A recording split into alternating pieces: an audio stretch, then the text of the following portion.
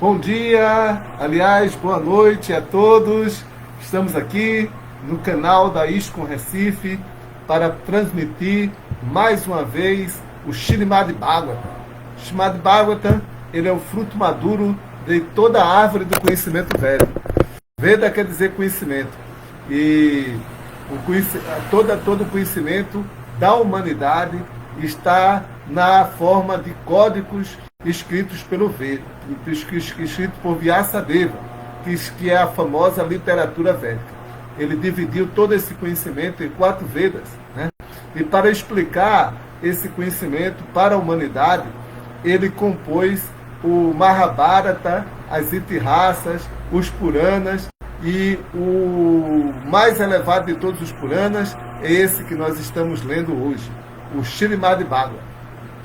O Srimad Bhagavatam, ele é o fruto nectário de toda a árvore do conhecimento velho. Ele traz a nata, a essência de todo o conhecimento velho. E nós temos a oportunidade, nós de língua portuguesa, de ter esse livro em nosso próprio idioma, né? E por isso vamos aproveitar bem essa grande oportunidade de obter conhecimento e espiritualidade. E vamos ler o Srimad Bhagavatam, né? Todos os domingos estamos aqui e transmitindo essa mensagem transcendental de conhecimento espiritual que veio até nós através de grandes sábios como Shukadeva Goswami, como Sutta Goswami, Saunakara Rishi, Vyasadeva, que são as personalidades que difundiram o conhecimento velho, né? E traduzido por Srila Prabhupada e comentado por Srila Prabhupada de acordo com a sucessão discipular. Então tudo isso é uma grande bênção e uma grande oportunidade que a gente tem de obter a mais elevada iluminação espiritual. Então, a gente já começou um pouquinho atrasado hoje, porque eu bati aqui no cabo da internet, aí caiu a internet e o vídeo eu fiquei gravando sem estar gravando. Mas agora está tudo normal, eu já estou vendo aqui que entrou uma pessoa, né? E a gente vai dar continuidade. Então, a gente vai cantar um pouquinho e depois a gente vai entrar no capítulo 3, no canto 3 do capítulo 15, a descrição do reino de Deus. Isso é muito interessante e muito inspirador. Então vamos nessa. Jaya Radha Madhava Kunja Bihari, Jaya Radha Madhava Kunja Bihari, Gopi Jana Vallabha Girivaradhari, Gopi Jana Vallabha Girivaradhari,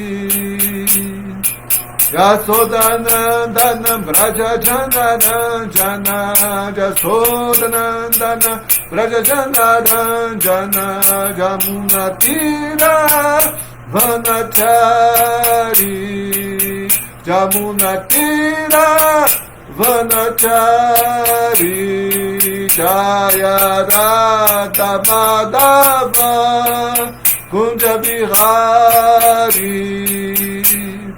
Jaya Radha Madhava Kunja Bihari, Hare Krishna, Hare Krishna, Krishna Krishna, Hare Hare, Hare Rama, Hare Rama, Rama Rama, Hare Hare, Hare Krishna, Hare Krishna, Krishna Krishna, Hare Hare, Hare Rama, Hare Rama, Rama Rama, Hare Hare, Jaya Prabhupada, Prabhupada, Prabhupada, Srila Prabhupada, Jaya Prabhupada, Prabhupada, Prabhupada, Shila Prabhupada. Om Namo Bhagavate Vasudevaya. Om Namo Bhagavate Vasudevaya. Om Namo Bhagavate Vasudevaya. Om Namo Bhagavate Vasudevaya. Om Namo Bhagavate Vasudevaya. Om Namo Bhagavate Vasudevaya. Narayana Namaskritya Naranchaiva Narottamam Devim Saraswati Vyasam Tatodaya Pujiraye. Então, lendo a tradução do verso Om Namo Bhagavate Vasudevaya, é a seguinte, lendo não, falando assim de memória mesmo. Ofereço minhas respeitosas reverências a todo penetrante personalidade de Deus, o Filho de Vasudeva.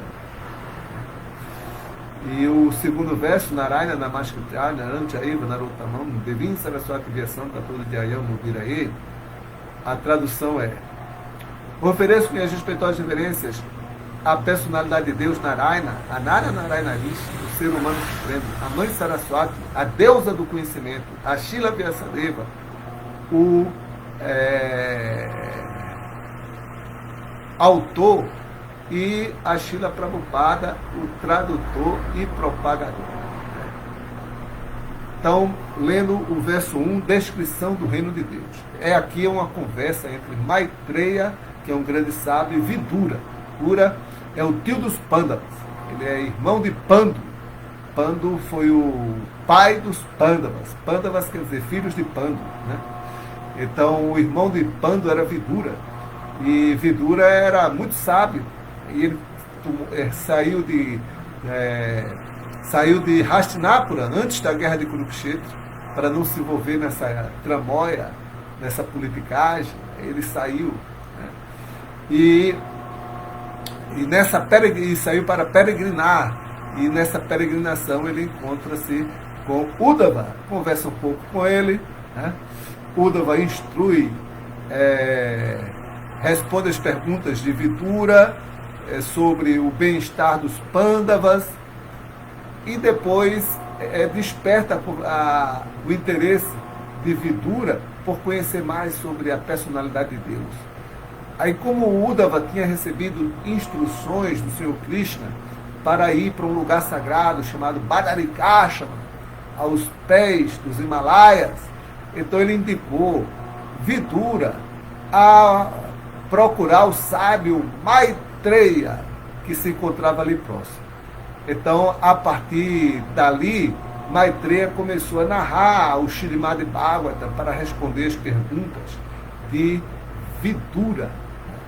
E nessa parte aqui, Vidura, ele pergunta sobre o mundo espiritual. E Maitreya vai relatar para ele. Então vamos lá. Maitreya disse: meu querido Vidura, Diti, a esposa do sábio Kashyapa, pôde entender que os filhos gerados em seu ventre seriam causas de distúrbio para os semideuses. De tal forma, durante 100 anos seguidos, ela carregou o poderoso sêmen de Kashyapa Muni, que se destinava a causar problemas aos outros. Então, no capítulo anterior, nós tínhamos lido sobre a gravidez de Diti ao anoitecer, né, que era inauspiciosa, foi inauspiciosa. E Diti, sabendo que a sua gravidez ia gerar os demônios primordiais, os primeiros demônios, a raça primordial de demônios, foi gerada a partir de Diti, e eles eram encabeçados por Hiranyakashipu e Hiranyaksha. Então, ela segurou o sêmen de Kashyapa Muni dentro dela durante 100 anos, né, para retardar os problemas que iriam acontecer para os semideuses quando eles nascessem, né? Ok. Vamos agora ao verso 2. Por força da gravidez de Dite, a luz do Sol e da Lua enfraqueceu-se em todos os planetas, e os semideuses de diversos planetas, perturbados por aquela força, perguntaram a Brahma, o Criador do Universo: que escuridão é essa que se expande em todas as direções? Então, isso aí foi a gravidez de Dite, né? Eles nem nasceram e já estavam atirando a luz dos semideuses, né? Estavam lá, que nem a CELP, que corta a luz de quem tem... A CELP aqui em Pernambuco, né? A companhia de luz, que corta a luz de quem não paga a conta, né? Mas os semideuses disseram: não, a gente está pagando a conta direitinho, fazendo sacrifício, mas como é que essa escuridão está vindo aqui para a gente, né? Então, mesmo do ventre, eles já estavam causando má influência. Verso 3, os afortunados semideuses disseram: ó grandioso, vede só esta escuridão, a qual conheceis muito bem e que está nos causando ansiedades. Como a influência do tempo não pode nos afetar, nada deixa de manifestar-se perante vós. Como a influência do tempo não pode vos afetar, nada deixai de manifestar-se perante vós. Então, Brahma, ele que é o ser vivo que tem a vida mais longa. Ele nasce com o universo e só acaba quando o universo é destruído, né? Quando o universo é aniquilado, né? Na destruição universal. Então, a vida é muito longa, uma vida universal, o tempo universal, né? Então, aí os semideuses dizem que a vida de Brahma não é afetada pelo tempo, mas ele é, né? Mas para os semideuses a vida é tão longa que a vida de Brahma parece uma vida eterna. Ó Deus dos deuses, sustentador do universo, joia magma de todos os semideuses em outros planetas, vós sois as interações de todas as entidades vivas. Vós sois as intenções de todas as entidades vivas, tanto no mundo material quanto no mundo espiritual. Então, o seu Brahma é o Deus dos deuses, porque ele é o pai de todos os deuses, né? Menos Vishnu, o resto tudinho, ele é pai. Mas até Vishnu, ele é um Aditya, né? Um dos Adityas, né? Então, ele nasceu de Aditi, a outra esposa de Kashyapa, né? Mas é claro que o Vishnu não nasce, então passa tempo, né? Ok? Ó fonte original de força e conhecimento científico, todas as reverências a vós. Então toda a ciência vem do conhecimento védico que foi manifesto por Brahma, né? Então ele é a força de todo, ele é a força original e conhecimento científico, né? Aceitastes da parte da Suprema Personalidade de Deus o modo diferenciado da paixão. Com a ajuda da energia externa, nascestes da fonte imanifesta. Todas as reverências a vós. Então, Brahma, ele nasceu do caule da flor de lótus, que nasce do umbigo de Garbhodakashayi Vishnu, né? Então, Garbhodakashayi Vishnu é o Deus Supremo. Então, ele aqui é mencionado como imanifesto, né? E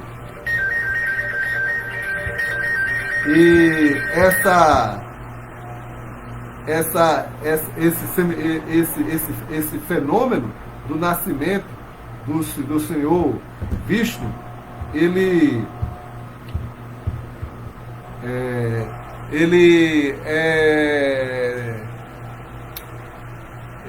é incompreensível, a não ser que possa ser revelado por ele mesmo, como acontece no Śrīmad Bhagavatam, né?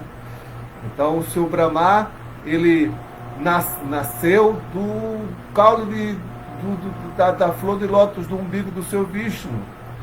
Agora, o seu Vishnu usou a energia material para formar o corpo de Brahma. O corpo de Brahma é um corpo material. Verso 6. Ó Senhor, todos esses planetas existem dentro de vosso eu, e todas as entidades vivas são geradas a partir de vós.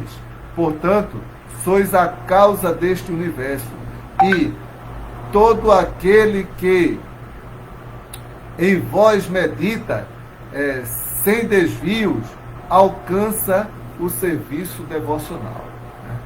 Então, como o Brahma é o mestre original de todos os mestres, e aquele que medita no seu mestre espiritual alcança o serviço devocional, então, se uma pessoa meditar em Brahma, ela vai alcançar esse serviço devocional à suprema personalidade de Deus. Né? Então, o Vishwanath Chakravarti Thakura canta Jesa Prasada, Bhagavad Prasada, Jesa Prasada, Nagakikutu. Sem a misericórdia do mestre espiritual, você não pode alcançar a misericórdia de Krishna. Então, verso 7. Neste mundo material não há derrota para aqueles que controlam a mente e os sentidos, controlando o processo respiratório e que, portanto, são místicos experientes e maduros. Isto porque, através de tal perfeição na yoga, eles têm obtido vossa misericórdia. Então, todos os místicos, eles podem alcançar o seu processo, mas eles têm que receber a misericórdia de Brahma. Né? E mesmo com vários processos materiais, eles têm que alcançar a misericórdia de Brahma. Sem a misericórdia de Brahma, não poderá ninguém alcançar a perfeição na yoga, né? Porque Brahma é o mestre original, né, da yoga dentro desse mundo. Né? Todas as entidades vivas dentro do universo são conduzidas pelas orientações védicas, assim como o touro é regido pela corda amarrada a seu focinho. Ninguém pode violar as regras decretadas nos textos védicos. A pessoa original que nos outorgou os Vedas, oferecemos nossas reverências. Então, todo mundo está sobre a guia dos Vedas. Né? E esses Vedas foram escritos por Brahma, e aqui os semideuses oferecem suas reverências a Brahma. Os semideuses oram a Brahma: por favor, olhai misericordiosamente por nós, pois caímos numa condição miserável. Por causa da escuridão, todo o nosso trabalho está suspenso. Então, quando falta luz em casa, né, fica complicado à noite, né?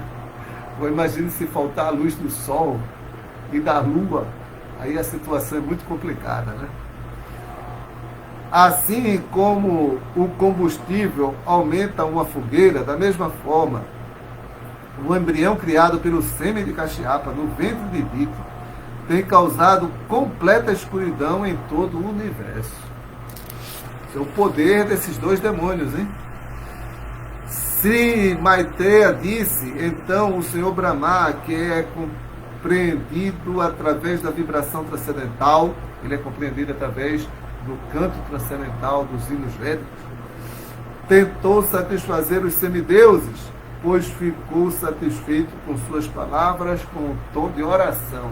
Então, se a gente se aproxima de uma grande personalidade como Brahma, então nós, para reivindicar algo, nós reivindicamos, os semideuses reivindicaram, em tom de oração, de súplica. O Senhor Brahma disse: meus queridos filhos, Sanaka, Sanatana, Sananda e Sanat, que nasceram de minha mente, são vossos predecessores. Às vezes, eles viajam pelos céus material e espiritual sem qualquer desejo definido. Então, os filhos de Brahma, que são os 4 Kumaras, né, eles têm são sábios extremamente avançados em vida espiritual e têm o poder de viajar por todos os universos. Né? E ele vai contar a história de que certa vez eles foram para os planetas Vaikunta visitar o seu Vishnu. Eles eram tão avançados, almas liberadas, que tiveram essa grande oportunidade. Né? Aí vai começar a origem, Brahma agora vai começar a explicar a origem desses dois demônios, Hiranyakashipu e Hiranyaksha. Após viajar dessa maneira por todos os universos, certas vezes eles também entraram no céu espiritual, pois estavam livres de toda a contaminação material. No céu espiritual há planetas espirituais conhecidos como Vaikunta, que são a residência da Suprema Personalidade de Deus e seus devotos puros, e que são adorados pelos residentes de todos os planetas materiais. Aqui está começando a descrever o mundo espiritual, o reino de Deus. Nos planetas Vaikuntas, todos os residentes têm sua forma semelhante à da personalidade de Deus. Então, nos planetas Vaikunta, todos os devotos têm uma forma de 4 braços, né? Semelhante à forma de Narayana. Todos eles ocupam-se em serviço devocional ao Senhor, sem desejo algum de gozo dos sentidos. Então eles estão sempre servindo ao Senhor, sem interesse pessoal. Só ele sabe que os seus sentidos só serão satisfeitos se eles satisfizerem os sentidos da personalidade de Deus, né? Diferente das pessoas que estão no mundo material, que pensam que podem ser felizes satisfazendo seus próprios sentidos, né? Essa é a diferença. Nos planetas Vaikunta está a Suprema Personalidade de Deus, que é a pessoa original e que pode ser compreendido através da literatura védica. Ele é pleno do modo incontaminado da bondade, sem lugar para a paixão ou ignorância. Ele outorga progresso religioso aos devotos. Verso 16. Neste planeta Vaikunta há muitas florestas auspiciosíssimas, onde as árvores são árvores dos desejos, que vivem cheias de flores e frutos em todas as direções, porque tudo nos planetas Vaikunta é espiritual e pessoal. Então aqui se descreve que os planetas Vaikuntas têm florestas, mas não são florestas como a floresta amazônica, né? Com árvores enormes, né? Mas que depois o pessoal vem e corta. Não, elas são florestas espirituais que ninguém pode cortar. Além disso, elas são árvores, mas são árvores diferenciadas, são árvores dos desejos, né? Quer dizer, que a mangueira pode dar laranja, pode dar maçã, pode dar cupuaçu, né? Então são árvores que podem satisfazer todos os desejos, né? Não só dar todos os tipos de frutas, mas se a pessoa quiser, eu quero uma flauta, aí a árvore dá a flauta. Essas são árvores dos desejos, né? Então ali na Arábia tem a lâmpada de Aladim, né? Que saiu o gênio que satisfazia, mas ele só satisfazia alguns desejos. Ele não satisfazia todos os desejos. Mas essas árvores são árvores dos desejos, são capazes de satisfazer todos os desejos. Não é só 3, e quantos desejos a pessoa quiser. Então essa é a opulência dos planetas Vaikunta. Verso 17. Nos planetas Vaikunta, os habitantes voam em seus aeroplanos, acompanhados por suas esposas e consortes. Então, veja lá, nos planetas Vaikuntas existem casais, né, de devotos servindo a Krishna amavelmente, né, e eles voam em aeroplanos, né. Então, dizer que a alma não tem sexo, parece assim, não tem sexo material, mas ela tem o sexo espiritual. Né? Então tem almas que são esposos e esposas de sexos espirituais diferentes, como está relatado aqui, com suas consortes, né? E eternamente entoam canções sobre o néctar e as atividades do Senhor, que são sempre desprovidos de todas as qualidades inauspiciosas. E por cantarem as glórias do Senhor, eles tornam irrisória, inclusive, a presença das desabrochadas flores Madavi, recebendo aroma e cheias de mel. Então, esses devotos, né, esses casais de devotos, eles superam essa flor Madavi. Essa flor Madavi não tem aqui no Brasil, né? A gente não conhece, né? A gente fica só entendendo que é uma coisa maravilhosa, né? Quando o rei das abelhas zune em alta vibração, cantando as glórias do Senhor, dá-se um momento de quietude no orgulho dos pombos, nas vozes dos cucos, grous, chacravacas, cisnes, papagaios, perdizes e pavões. Esses pássaros transcendentais param seu próprio canto simplesmente para ouvir as glórias do Senhor. Então aqui você vê que a atmosfera de Vaikuntha, ela é rica de uma variedade de seres, né? Aqui tem várias árvores, tem vários tipos de pássaros, né? E aqui se descreve quando o zangão zune cantando as glórias do Senhor, aí todos param de cantar para ouvir as glórias do Senhor Narayana, do Senhor Vishnu, né? E suas encarnações.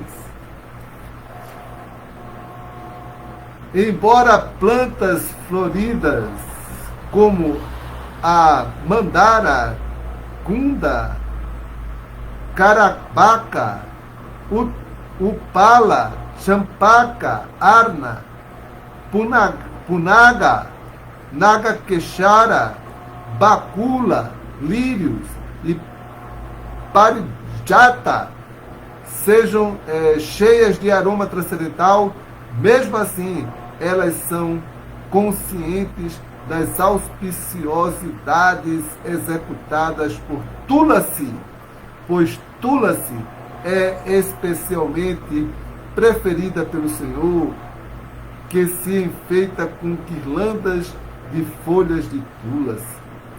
Então, aqui tem várias plantas muito cheirosas, mas todas elas respeitam Tulasi pela sua devoção. Tulasi é uma plantinha que os devotos adoram nos templos, né?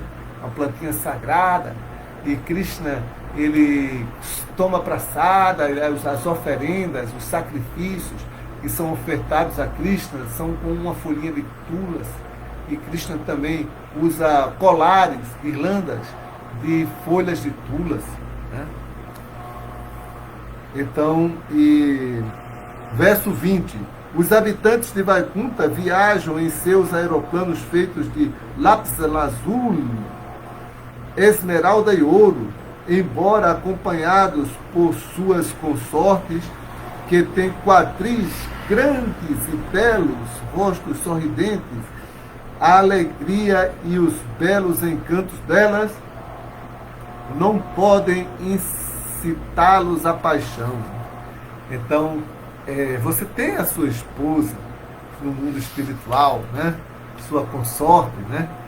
Mas você não age de forma apaixonada, né? Você está sempre na bondade pura, glorificando o Senhor Supremo, né? Entendendo que o prazer está em dar prazer ao Senhor Supremo, né? Então essa é a harmonia, e tudo é tudo cheio, tão cheio de música, de beleza, colorido, E a sua esposa também é bonita, colorida, mas não desperta paixão. Sempre está no modo da bondade. Nos planetas Vaikunthas, as senhoras são tão belas como a própria deusa da fortuna. Essas donzelas transcendentalmente belas, com as mãos a brincar com flocos e guizos tilintando nos tornozelos, às vezes são vistas varrendo as paredes de mármore que são enfeitadas a intervalos com bordas douradas, a fim de receberem a graça da Suprema Personalidade de Deus. Então, você no planeta Vaikuntha pode ter dois tipos de corpo, né? Você pode ter o corpo de um habitante de Vaikuntha semelhante a Narayana, ou você pode ter um corpo de um habitante de Vaikuntha semelhante a Lakshmi, a deusa da fortuna, né? Então, existem sim almas espirituais que têm corpos semelhantes a Narayana e outros que têm os corpos semelhantes a Lakshmi, dependendo do seu tipo de adoração ao Senhor, né? Muito interessante. As deusas da fortuna adoram o Senhor em seus próprios jardins, oferecendo-lhes folhas de túlace sobre as margens coralíneas de transcendentais reservatórios d'água. Enquanto oferecem adoração ao Senhor, elas podem ver sobre a água o reflexo de seus belos rostos, com narizes arrebitados, e parece que ficam mais belas porque o Senhor as beija em seus rostos. Então, Krishna e Narayana, ele tem um relacionamento conjugal também com os seus devotos, mesmo no planetas Vaikuntha, né? Porque ele beija os rostos daquelas grandes devotas que têm corpos de Lakshmi Devi, semelhantes aos corpos de Lakshmi Devi, né? Nos planetas Vaikuntha, né? É muitíssimo lamentável que as pessoas desaventuradas, em vez de conversarem sobre as descrições dos planetas Vaikunthas, se dediquem a falar de temas indignos de se ouvir e que lhes confundem a inteligência. Aqueles que abandonam os tópicos de Vaikuntha e preferem falar do mundo material são atraídos às mais escuras regiões de ignorância. Verdade, né? Se você não estiver aqui ouvindo o Śrīmad Bhagavata, mas se você for ouvir outra coisa por aí, tenha cuidado. Você pode ser atraído pelas mais escuras regiões de ignorância, né? Como diz aqui o Bhagavata. O Senhor Brahma disse: meus queridos semideuses, a forma humana de vida é tão importante que até nós desejamos tê-la, pois na forma humana pode-se atingir verdade religiosa e conhecimento perfeito.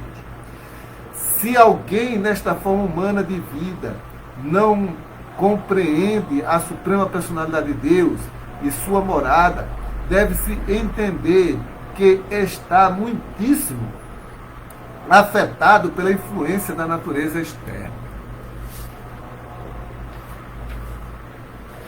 Então, aqui Brahma está glorificando a forma humana de vida, né?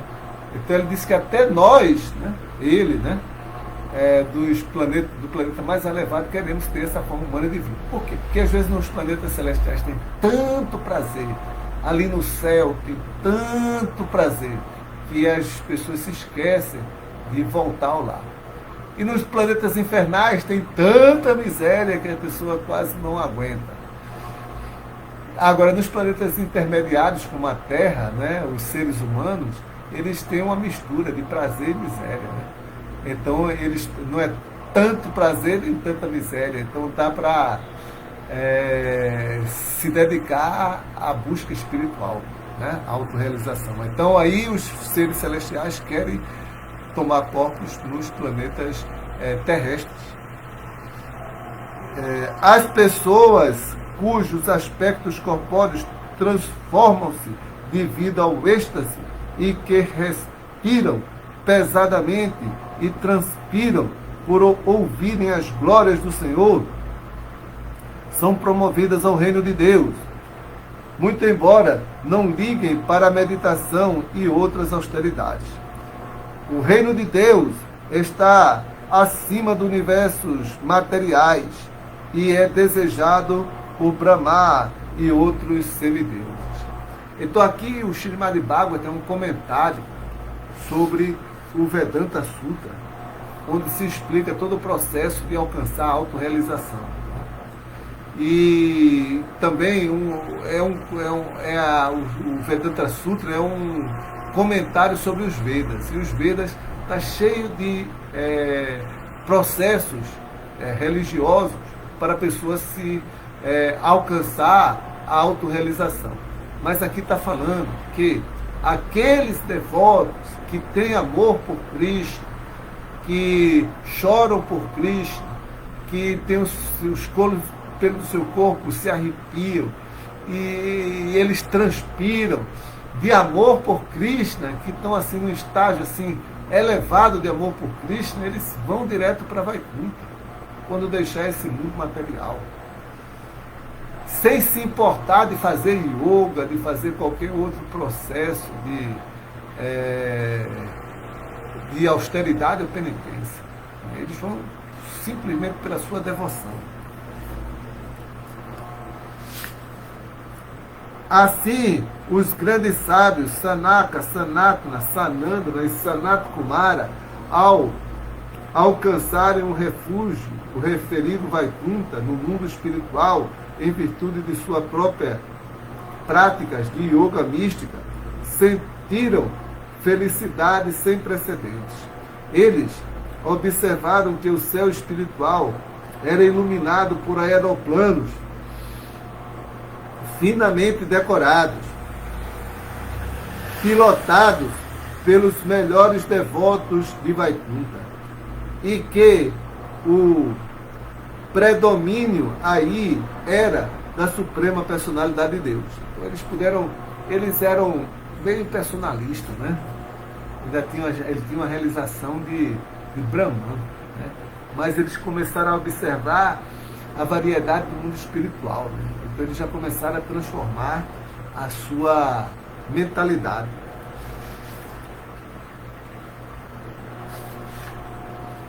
Após passarem pelas 6 entradas de Vaikuntha Puri, a residência do Senhor, sem sentir espanto diante de todas as decorações, eles viram no 7º portão 2 seres brilhantes da mesma idade, armados com massas e adornados com valiosíssimas joias, brincos, diamantes, elmos, roupas, etc. Então aí vai entrar no clímax da história, né? Eles viram os Vaikunthas, queriam ter um darshan com o Sr. Narayana, passaram pelos primeiros portões, mas tinha um último portão lá, o último portão para dar acesso ao palácio de Narayana, da personalidade de Deus, o Senhor Supremo. E lá tinha 2 porteiros, né? 2 porteiros fortões, leões de chakra, para não deixar nenhuma entidade viva que não esteja completamente pura e que não tenha amor por Deus completo, realizado, entrar. Os porteiros de Vaikuntha. Os 2 porteiros usavam guirlandas de flores frescas que atraíam abelhas inebriadas. As guirlandas estavam colocadas em volta de seus pescoços e entre seus 4 braços azuis. Por suas sobrancelhas franzidas, narinas contraídas e olhos avermelhados, parecia que estavam um tanto agitados. Parece que eles não reconheceram os sábios, hein? E parece que eles vão barrar esses 4 sábios aí, porque eles estão um pouco agitados. Os grandes sábios encabeçados por Sanaka tinham portas abertas em toda parte. Eles não tinham ideia de nosso e deles, porque eles não tinham ideia de que alguém possuía alguma coisa. Tudo era de Krishna. Com mentes abertas, entraram pela 7ª porta por iniciativa própria, assim como haviam passado pelas 6 outras portas, que eram feitas de ouro e diamantes. Então, eles nem ligaram para os porteiros, foram entrando. Os 4 sábios meninos, que nada tinham para cobrir seus corpos, além da atmosfera, eles andavam nus, né? Aparentavam ter, eles tinham corpos de meninos, tá?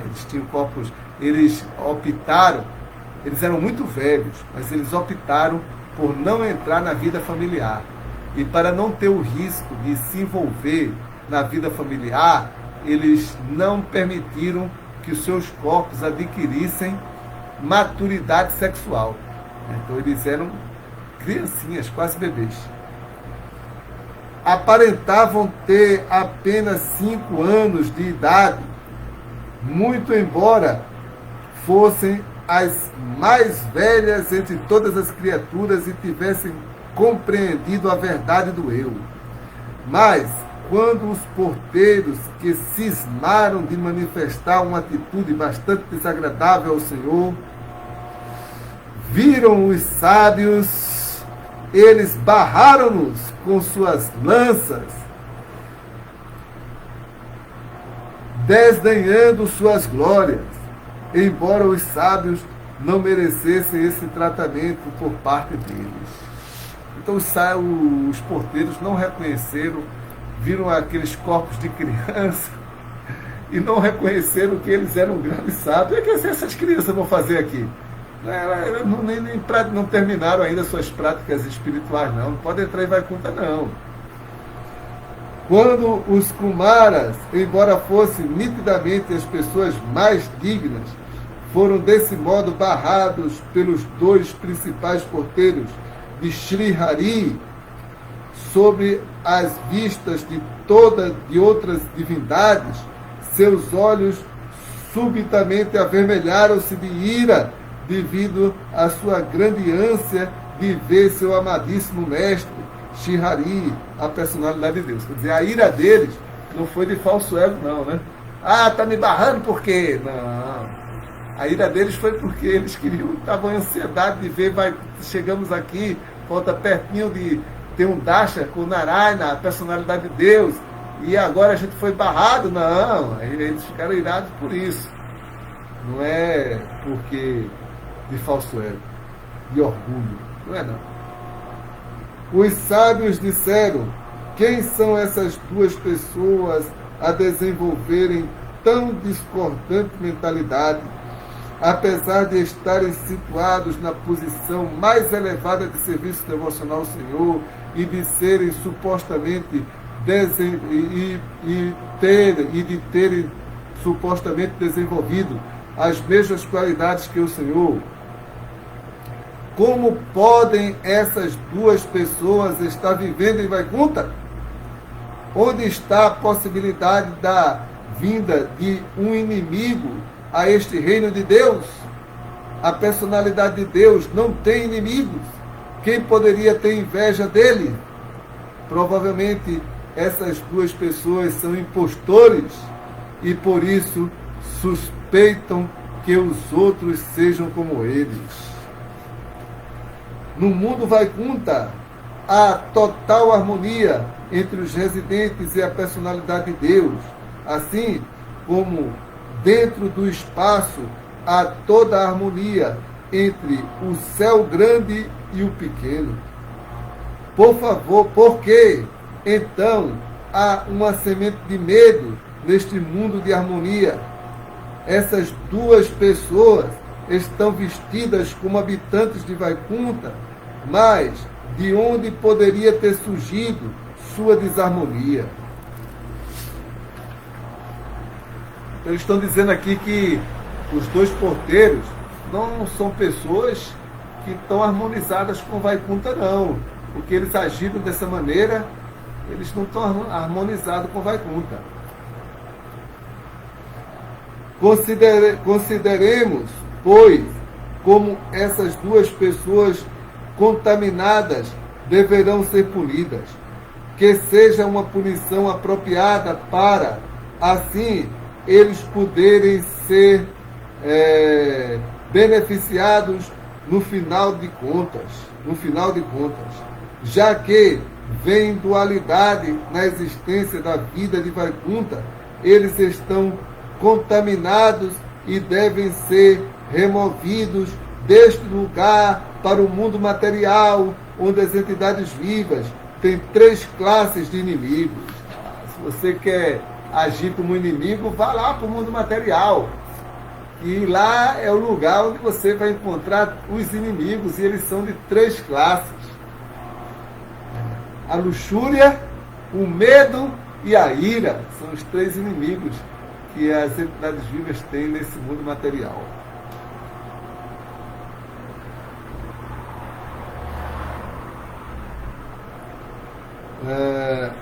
Verso 35. Quando os porteiros de Vaikunta, que certamente eram devotos do Senhor, perceberam que iam ser amaldiçoados pelos Brahmanas, ficaram imediatamente muito amedrontados e caíram aos pés dos Brahmanas em grande ansiedade, pois nenhuma classe de arma pode neutralizar a maldição de um Brahmana. Então o Brahmana não precisa de ter uma arma. O Brahmana ele pode amaldiçoar, e só com o som da sua voz ele pode derrotar o seu inimigo. Não precisa de arma. Após serem amaldiçoados pelos sábios, os porteiros disseram: é bastante apropriado que nos tenhais castigado por termos negligenciado o respeito devido a sábios como vós.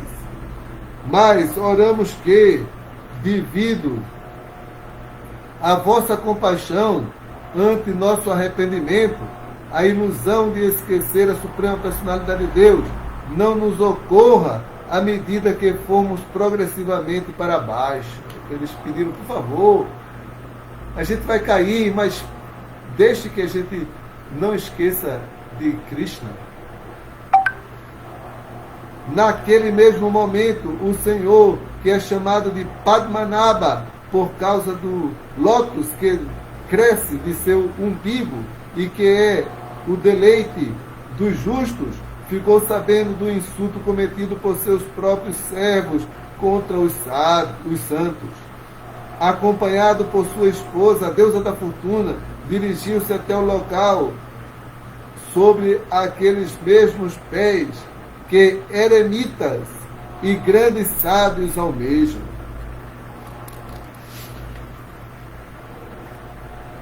Os sábios encabeçados por Sanakarishi observaram que a suprema personalidade de Deus, Vishnu, que anteriormente só lhe era visível dentro de seus corações em transe estático, e agora se tornado visível ante seus olhos. Conforme ele avançava, acompanhado por seus próprios associados, que portavam todos os apetrechos, tais como um guarda-sol e um abano chamara, os brancos tufos da chamara moviam-se muito suavemente, como 2 cisnes, e, devido à brisa favorável, as pétalas que enguirlandavam o guarda-sol também se mexiam, com gotas de néctar caindo da branca lua cheia, como o gelo derretendo devido a uma rajada de vento. O Senhor é o reservatório de todo prazer. Sua presença auspiciosa destina-se à bênção de todos. E seu sorriso e olhar afetuoso tocam o âmago do coração. A bela cor do Senhor, do corpo do Senhor, é anegrada, e seu peito largo é o lugar de repouso da deusa da fortuna, que glorifica todo o mundo espiritual. O pináculo de todos os planetas celestiais. Assim, parecia que o Senhor estava pessoalmente espalhando a beleza e boa fortuna do mundo espiritual. Então, quando Krishna apareceu ali, como Narayana apareceu, ele trouxe todas as suas opulências, né? E cativaram completamente toda a atmosfera, né? Porque cada parte de Narayana, ele é um verdadeiro show de opulência. Ele estava adornado com cinco reluzindo brilhantemente sobre a roupa amarela que cobria seus largos quadris. E usavam a guirlanda de flores frescas, a preferida das abelhas zumbidoras. Seus adoráveis pulsos estavam enfeitados com braceletes, e ele descansava uma de suas mãos sobre o ombro de Garuda, seu carregador, e com a outra mão girava uma flor de lótus. Então essa foi a opulentíssima entrada de Narayana naquela crise de maldição. Seu semblante distinguia-se por bochechas que realçavam a beleza de seus brincos em forma de crocodilos, os quais brilhavam mais que o relâmpago. Seu nariz era protuberante e sua boca estava coberta com uma coroa guarnecida de pedras preciosas.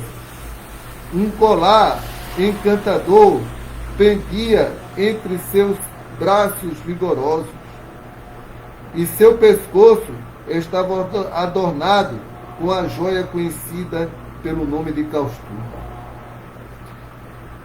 A requintada beleza de Narayana, sendo aumentada muitas vezes pela inteligência de seus devotos, era tão atrativa que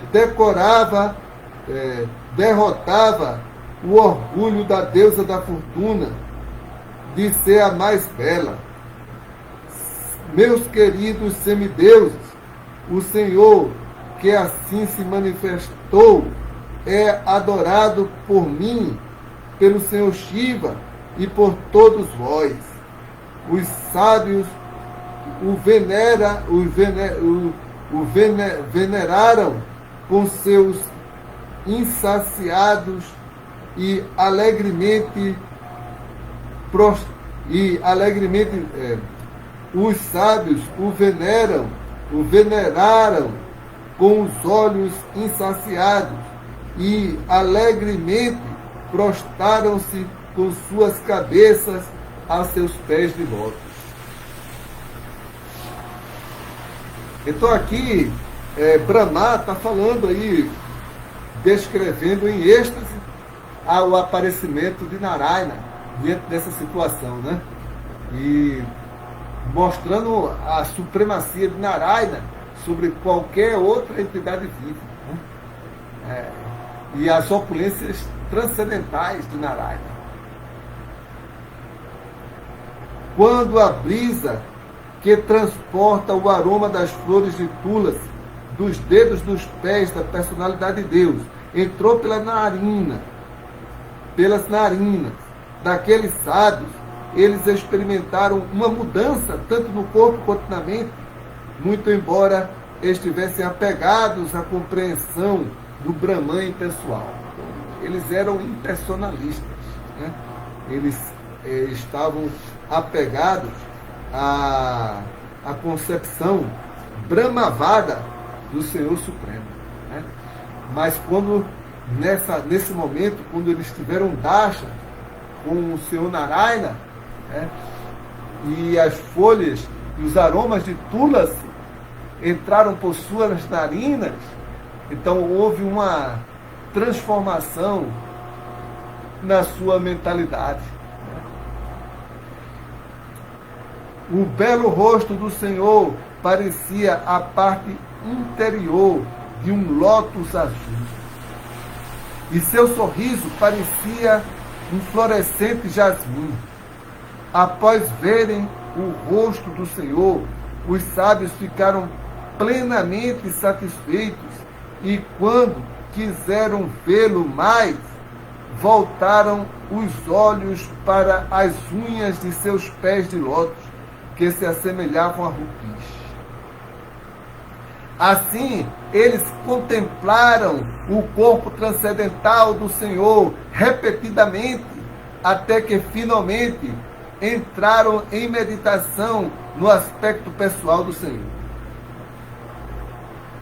Esta é a forma do Senhor em que meditam os seguidores do processo de yoga e que satisfaz aos yogis em meditação. Ela não é imaginária, mas é real, como grandes yogis têm demonstrado. Embora o Senhor tenha os 8 tipos de consecuções na sua plenitude, os outros não podem tê-las em sua plena perfeição. Então os yogis, eles podem alcançar 8 tipos de perfeições, mas não em plenitude, né? Eles alcançam apenas parcialmente. Só Krishna que possui elas em plenitude. Os Kumaras disseram: nosso querido Senhor, vós não vos manifestais para os patifes, apesar de estar sentado no coração de Deus. Mas quanto a nós, vemo-nos face a face, embora sejais ilimitado. Agora, devido a vosso generoso aparecimento, podemos compreender as declarações a vosso respeito que Brahma, nosso Pai, infundiu em nossos ouvidos. Então, as descrições, né, de Brahma, eles estão no Brahma Samhita, que foi um dos livros que a gente leu aqui na ISKCON, né? Aqui no Facebook da ISKCON, todas as noites. E sabemos que vós sois a suprema verdade absoluta, a personalidade de Deus, a qual manifestas sua forma transcendental no modo incontaminado da bondade pura. Esta forma eterna e transcendental de vossa personalidade só pode ser entendida por vossa misericórdia e através do serviço devocional inabalável, por grandes sábios cujos corações têm sido purificados pelo caminho devocional. Então, essa forma que os 4 Kumaras estão vendo, de Narayana, do Senhor, do Deus Supremo, só pode ser alcançada por quem pratica serviço devocional impuro, completamente puro. As pessoas que são muito hábeis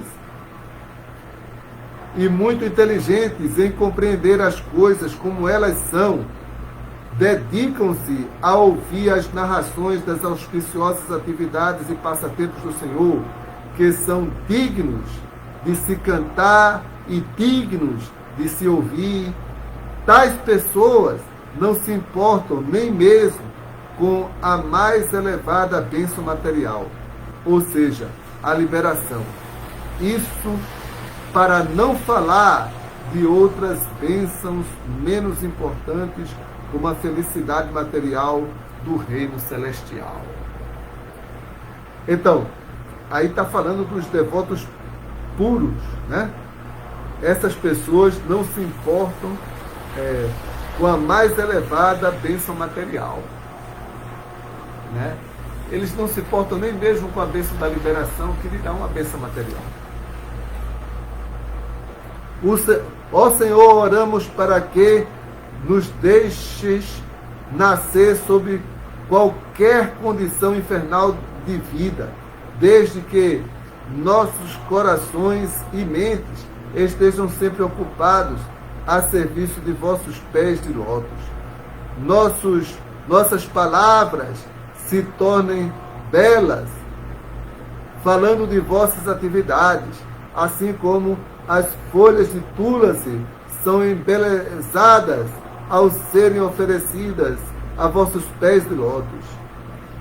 E desde que vossos ouvidos estejam sempre repletos do canto de vossas qualidades transcendentais.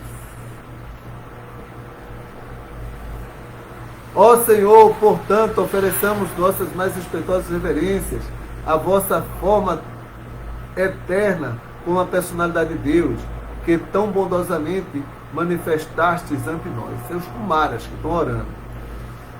As pessoas desventuradas e menos inteligentes não podem ver vossa forma suprema e eterna, mas quanto a nós, nossa mente e nossa visão estão satisfeitíssimas de vê-la. Jai Hare Krishna. Então, terminamos aqui a leitura do